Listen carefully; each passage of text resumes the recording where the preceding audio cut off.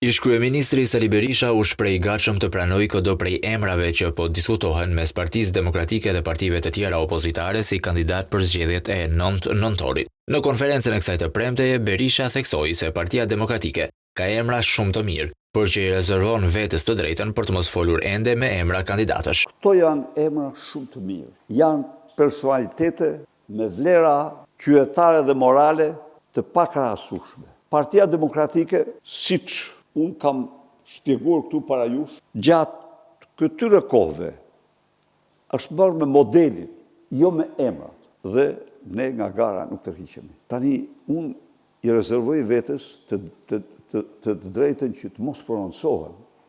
Jam i gatshëm të mbështes modelin që pranohet më gjerësisht nga opozita. Nga ana tjetër, duke u ndalur tek vendimi për dekretimin e datës së zgjedhjeve, ndonse Veliaj e ankimoi shkarkimin e tij në gjykatën kushtetuese, Berisha tha se është e turpshme se si presidenti po i shmanget përgjegjësisë, duke ja kaluar ato këshilltarit Ilir Rusmali. Ndërkohë nuk munguan akuzat ndaj presidentit për tjetërsim pronash. Po ashtu vlen të theksohet se emri i kandidatit të opozitës mund të publikohet para të hënës, teksa konsultimet janë drejt fundit.